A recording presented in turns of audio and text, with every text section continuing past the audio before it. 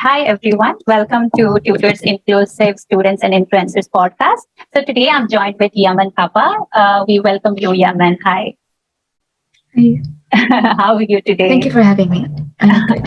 Thank you for having me. Yeah, it's nice having you too. So before we jump right off into the questions, right, like we would like to ask you a few get to know you sort of questions. So where are you right now? I am right now. I'm in a hotel in Cambridge, like next to MIT. Okay. So I'm here for the summer. So they are not keeping us in the dorm. They all kept us in a hotel. So I'm in a hotel right now. Oh, that's so cool. It's cool. Yeah. So where were you born and where were you raised? I was born in I think Thapa Hospital. I was born in 1999, March 6th. Where was I raised? What school or no, what college or university do you go to? Oh, right now I go to Caldwell University in New Jersey. Oh, wow. So what course are you pursuing? I started as a biology major and I then fell in love with chemistry. So I am pursuing a chemistry major with a minor in neuroscience. Oh my God, really? Chemistry? Oh, that's impressive, because like I was never good with chemistry, right? With the complex chemicals and its branches and formulas. I'm like, they never got into my head. So like, that's really impressive, actually. I also teach to freshmen and sophomores. I teach organic chemistry and general chemistry as a teacher's assistant, sort of. So it's fun. I really like chemistry. Wow, that's amazing. Do you get paid for it? Of course you do, right? Yes. That's so cool. So how you're a student and you are teaching as well. So how do you manage time? How do I manage? I don't sleep. No, I'm kidding. So I think it's about prioritizing what you have, right? So I'm also an RA. So there's a lot I try to do. The best thing to do is not to procrastinate, right? I think if you don't procrastinate, things are going to just fall into place. You'll also have time to socialize. So I think I'm very organized. So I like to put events on my calendars and make priorities and plan when I'm going to work on X and when I'm going to work on Y. So things just come together, I would say. Oh, wow, that's cool. I mean, like seriously. If you were to talk about it, I'm quite messy person, I'm like, I just do things out of whim. Like I never have it together. So that's nice, actually. Yeah. So it's a process. True. Seriously. So how do you describe your experience as an international student? So I think being an international student is definitely different than someone who has grown up here, because you also have to learn the culture, right? That's the first thing. You have to know how to interact with people, because we were born in a different country with different norms, social norms, cultural norms. So there's that part. Another part is there's always a side of you that misses home, because you're sort of like semi-independent, because you are working in the campus, you're working several jobs, you are also trying to do good in studies, and then you there are times when you're not there with your family during like Dasai or Tihar, and it gets overwhelming. So I think there's pros and cons, but then there's also freedom that you can't get in Nepal. So I would say it's a really good experience. So you would say that studying in university abroad, definitely helps you grow as a person, right? Absolutely. I don't think I would have been the person I am if I was in Nepal.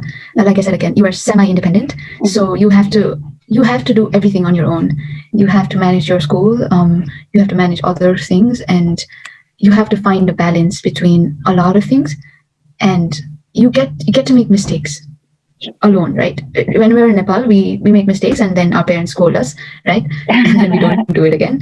Yeah. But in here, you have to learn on your own, and it's a journey. There is a lot of struggle, but it helps you grow a lot. True. I agree with that, actually. So moving abroad, it definitely must have been a big move, and you must have had your expectations, right? So like when you reached there, did your expectations meet reality? Absolutely, I would say so. So Caldwell is not like a very big school. It's a small school, and for me, it was like among mid-range to safety. And I was still expecting there to be research, which is something I'm really interested in. And I was just amazed at the faculty here. So our school doesn't have those hi-fi confocal microscopes and all those fancy equipments, but we have amazing professors, especially in the science department. I don't know about the other departments enough, and they teach you in a way that you can learn from it and think on your own, which I think we wouldn't have in Nepal, right? In Nepal, they just teach you and you're supposed to do it and follow the rules. There's no freedom of thoughts in there, but here I really found that they want you to grow, they want you to learn, and that was just beautiful. That was my expectation, to be able to do research and learn a lot, and that I think I succeeded in doing that. True, actually, I definitely agree with that. We are more focused on our academics rather than, real life issues, right? Yeah, exactly. Yeah. So, what are the major differences you would say studying in Nepal and studying abroad?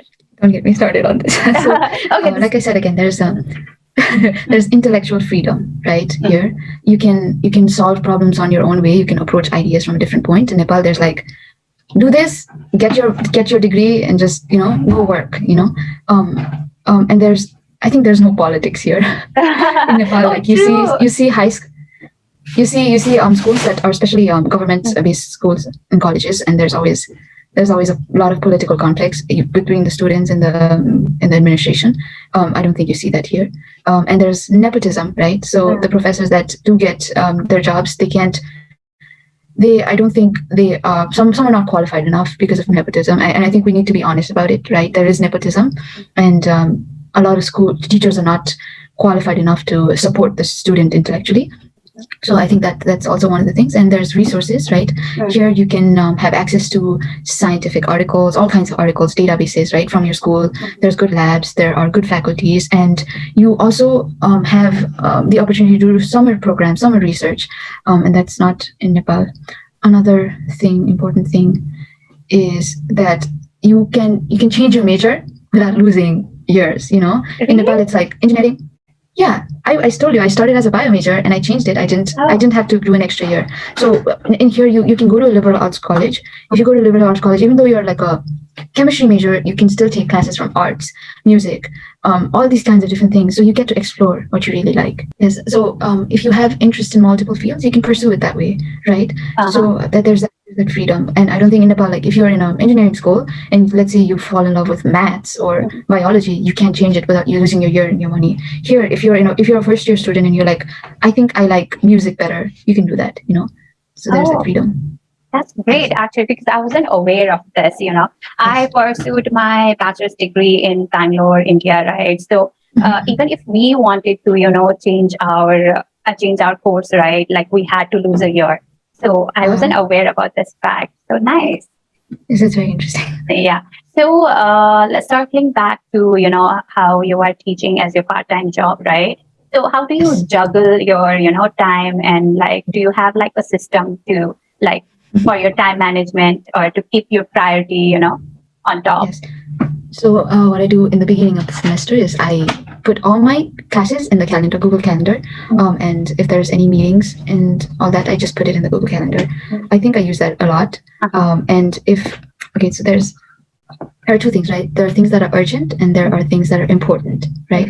Yeah. So my first priority is to take care of things that are urgent and important, right? And then there's urgent and unimportant. There's not urgent, not important. So, I prioritize accordingly. If there's an exam tomorrow, like I won't care about preparing for a meeting that's 2 weeks away, right?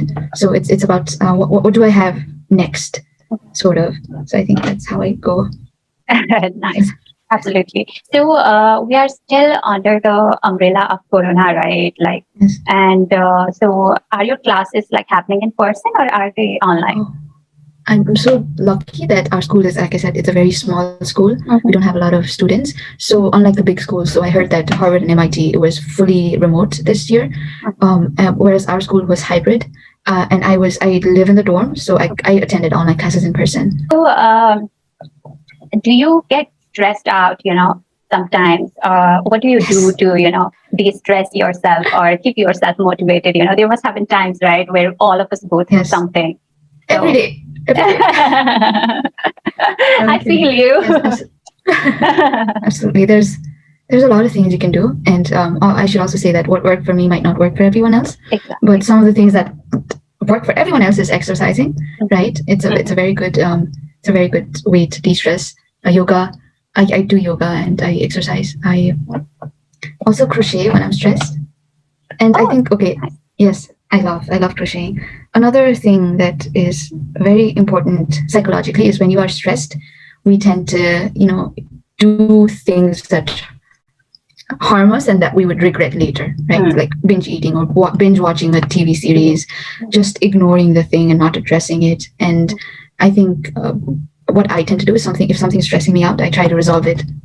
So I just try to fix it, which always doesn't go well, but I feel like it's better than ignoring it. So I try to address my problems. And if it's something I can't fix right now, I'm like, there's no point worrying about it, right? So I think that's the mindset I try to take. And then I also write fiction. So whenever I'm stressed, so I also write. Wow. How do you find time for all of this? I mean, you write, you teach. I'm not on TikTok, so I think that's why I save time. Yeah, TikTok. You don't know when time passes, right? When you're over the social media platforms. Yeah. You're just looking at memes. It's 1 a.m. and then suddenly it's 3 a.m. and you're like, what? Yeah. So we actually, I had gone through your YouTube videos where you are performing, right? Yeah, you love performing, and you have one actually. And I went over where you were performing. What was that name? Yeah, Folds.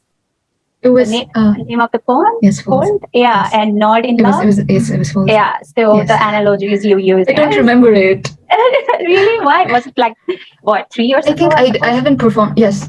It was like 4 years ago. Yes, I didn't. I remember if I perform it a lot, so I haven't remembered it. But it was a great experience. Oh, so do you still perform over there, or? I sing. I perform with a band. I don't do spoken word poetry anymore. Yes. So you were talking about the national spoken word poetry, right? Yeah. And I perform in real small groups. But yes, I haven't performed spoken word in a while. Okay. May I ask why? I think it's I don't have like a platform to do so, like a big platform. And it's not because there isn't, it's because I haven't tried to do it as much. I think for me now, I find joy in presenting science too, so it's about the research. I love presenting. And I also present as a singer in a jazz band. So it's like, yeah, that is taken. As I do perform in small groups, but like not in a big national level stage, Yeah, because it takes a lot of effort to apply to a stage like that to get, it's a long process, and I don't know if I have enough time for that. You would rather not go through it, If I want to, I would, but like I have priorities. Yeah, right. So, what sort of advice would you, give for those who are planning to study abroad, especially in the US? I actually wrote it down, so it's right here. I wrote the tips. I think one of the most important things is to plan ahead, right? So because applying is not like a 3 months job; it takes a whole year, right? You have to apply to this SATs, you have to practice for it, you have to give it, and then you have to finalize your school. You have to write essays, find the deadlines. There's so much to do, so you have to plan ahead, right? And another thing is get feedback from people who've already been in your position. Ask for recommendation letters. So just plan ahead, everything, the timeline, plan ahead, and also find your community. That's the second one, right? So people who are applying, also so if you're just applying alone without listening to anyone else's experience, it's difficult. It's really difficult because you don't know if you're doing it right? And you can prevent yourself from making so many mistakes if you listen to this person who's already done it or is in the process of doing it. So number 2 is find your community, and I think Tutors incorporated. It's also it's that community that you can have. You guys are always posting about schools. You're posting about SATs. There's always tips from different people in different backgrounds. That is a community, right? You should introduce yourself to things like that. That's my second advice.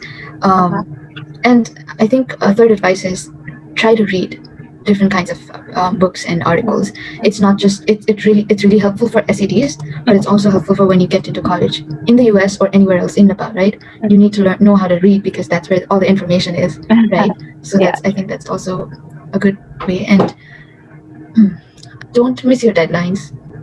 Just do everything on time. Don't procrastinate. So you know that you're doing things right. It's very sad if you just miss the deadline and you've worked so hard. So I think planning ahead, organizing yourself, having a community, that really helps.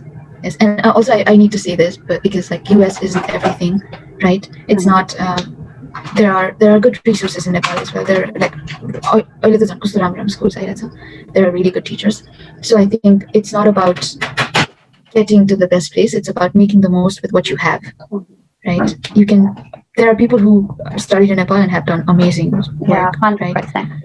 So it just like make a goal, have a goal, but if it doesn't work out, it's not the end of the world. You still have more. Yeah, especially at this time, right? Yeah, true. So You can also take a break, right? It's like it's not like you don't have to directly get into college too, because some students do that. Like you can take a gap year, you can explore, you can go in when you think you're ready. True. Right. Yeah. So yeah. So what I wanted to ask you next was that, what do you consider as one of the most important skills that you must you learned in your university? I learned in university. Okay. Yeah. Skill. I think critical thinking.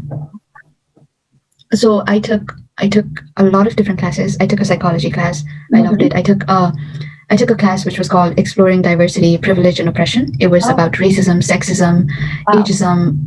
It was like that, and it was very intense. The professor would make us enact and do things in the classroom, and he would show us these historical videos, which were very, very painful and very real. So I feel like all of that has made me think about reality so much more. I'm very considerate about how people interact, where are they from, their backgrounds, and how to be mindful of the surrounding. In terms of science, like how to think in a way that I can solve real world problems, right? So I think the background of having a liberal arts has allowed me to be a better critical thinker. Let's talk about chemistry, right? Like, did you always know that like you were going to take that path, or like what changed because you started as what did you say, was it like biology? Yeah, yes, biology. Yes. So like what changed? Okay, so I was like everyone else. When I was born, my parents were like, "Doctor, she's gonna be a doctor," right? Yeah. And just now I realize, like, that's sorry, doctor one way. Exactly. So it's like I obviously thought that I was going to be a doctor, and in my 11 and 12, I went to St. Xavier's College, +2, and there were a lot of us who would go to pre-med classes before schools, like before 8:30. So from 6 a.m. to 8:30, we would be in name, and I forgot the other one. So it's like a pre-med school, right? So we went there, and I was like, I can't do this. Like I love reading, but I don't think I can handle blood and follow rules. With medicine, it's like you just do this, do these things, and you'll cure the person. Or it's just like you don't get to think, you don't get to solve problems. You just have to follow rules, right? I'm someone who likes to solve problems. I like to create things, right? So it was like, I can't do this. I'm going to do research. I want to do biology. So I applied and I got in. And when I came here, I loved biology, but then I realized that chemistry was more fundamental than biology, right? So it's like I just liked how all of biology was based on chemistry. So this one time I went with 3 of my professors and a couple of students. I went to a symposium, which is like a very big event where scientists present their research. And there was this guy who synthesized a cell membrane. So he made it in the lab. I was like, that's so cool. But then I suddenly realized that I was the only biology major there. Like the whole room was chemistry, these brilliant professors and all this. And I'm like, I really like chemistry. And my organic chemistry professor, she's amazing. And she was like, can you teach my students? Like she teaches students, and then she has these sessions called supplementary instruction sessions. So in those sessions, some of us we're SI leaders, and we bring the students together and we make them practice or explain a concept that they haven't understood. Sorry to interrupt you right there. So you were asked to take classes for her students, like where you were still a biology student, right? I hadn't almost changed. Yes, I was still a biology student, and then I was like, I was like, Dr. Cohen, I think I'm going to change my major. And he's like, oh, go for it, go for it. And then I changed my major. And yes, I really like chemistry. It's not, so, but there are things in chemistry. There's chemistry itself it's fun, but there's so many different paths you can take. I'm someone who's in like the biochem. I'm interested in biochem, and I'm not interested in physical chemistry because I don't understand it. I think no one does, but still. Yeah. Yes. So, and I never thought I would take a path in chemistry, never, because in high school I did well, but I didn't do really well. Also because St. Javiers was a very competitive school, and I feel like I was still a kid. I didn't think, I was very distracted. So I think I didn't really give it much attention, and I never thought I would be in chemistry, but here I am. I'm so glad you realized it, I mean, even though like you were a biology student then. Yeah. So that's nice. That's the best thing about US. Like you get to explore, you get to change without losing anything. Oh, that's amazing. Because I remember when I started my college, right, when I was in my first year, I was still confused back then, and I still had my questions like if I should go with it or I should change my major, because I was not completely in it. But I couldn't do it because I couldn't lose a year. Right. Starting over again meant losing a year, and again, a whole lot of money. So I couldn't wait, but I'm glad you were fortunate enough, to start. I think I have a big dream that someday we will be able to establish a liberal arts based school in Nepal, like a college. That would be it would just open up our minds to so much more. And it would be great for students who are still exploring. We don't have to think about it, we're high school students, and you just have to suddenly commit to a professional job, a school that will take you to a professional job. Exactly. Like you just came from high school, you're still kids. You should have the opportunity to explore. So I think that's a big goal in the future. But that's nice, actually. Because here in Nepal, we're just thrown off into this adult world, right after high school. Like it's like our parents have already chosen a path for us, right? More than letting us. Our parents have chosen a path, right? Yeah. And it's like you're just born, right? You are in a nest, you're a bird in a nest, and like suddenly they're just like fly, and they just kick you off the nest. I know, right? How am I supposed to fly? Absolutely true. So, Yaman, when you had to move away, countries away, actually, like from your family, from the people you knew, to this whole different country, right? And to a whole different set of people, culture, and everything, actually, climate even. So how difficult was it for you to adapt to everything, Yes, absolutely. The climate, I should start, is very unexpected. Like it's like summer one day, and the other it's like winter. So here in Boston, it was 90 degrees on like 3 days ago, and it's been 3 days, it's just been raining, and it's like winter. So it's just very unpredictable. But I think we are evolutionary beings. We adapt. We really adapt. And I think the human experience that we share with each other, like you and I could be totally different people, but we could still find similarities, right? And I can talk to you about the common human experience, right? And I feel like the things that we all can relate to, it makes us connected, right? And I think it's so beautiful that I get to meet people from all around the world and hear their stories and still empathize, and it's really amazing. It was difficult, right? Because you're just thrown off into a new world, but with time, with a lot of mistakes, making mistakes, learning from it, communicating with people, understanding yourself too. I think that's a big thing. Getting to know yourself. What am I doing? Why am I doing this? And then finding yourself. I think that process makes the adaptation better. Yeah. Yeah, true. Absolutely, actually. So, are you a social person? So did you find any difficulty in making friends and, blending in? I think everyone is social in different ways, right? We're just social. Right. We're just social creatures. Beings, yes, yes, I am social. I would say I'm social, but I think it's not. It really depends on what you prefer, what an individual prefers, whether you're from an international student or not. Because some international students will be very friendly, some will be quiet, right? It depends. But yes, I have friends here, and I get along with professors and everyone, so I'm social. That's nice, actually. So, what advice would you give, for people in making friends abroad? Just be open. Yes. I think just be yourself. Don't try to be someone who else you're not. Don't try to fake an accent. It just doesn't look good. I think be honest. Be the person you are. If you don't like something, if you haven't watched a movie, just be like, I haven't watched it.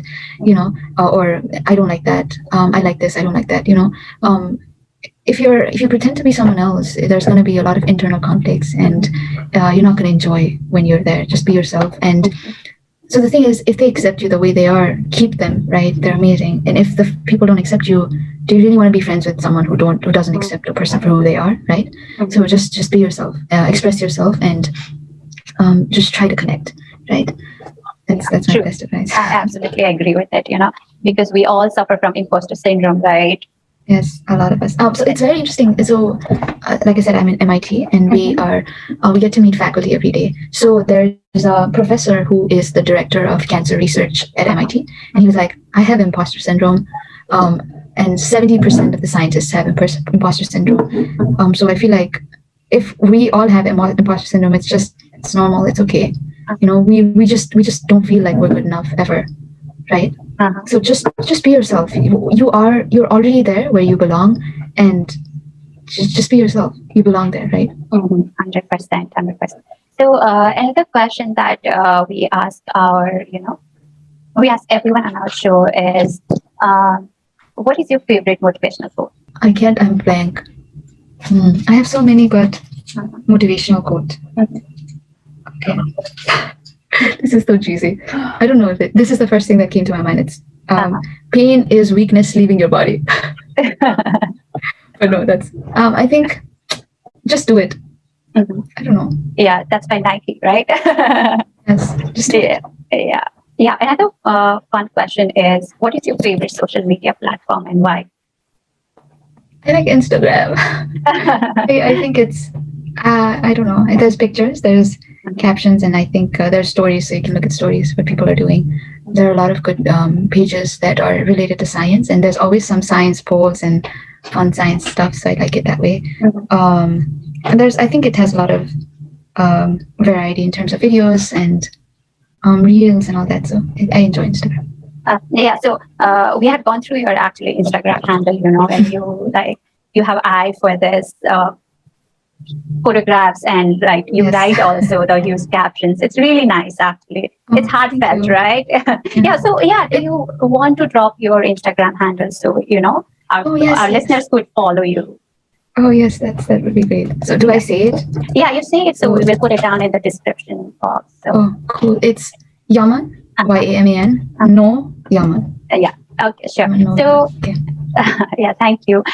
So before we say goodbye, Yaman, I know you have shared a lot, but do you have any final insight or comments for our listeners?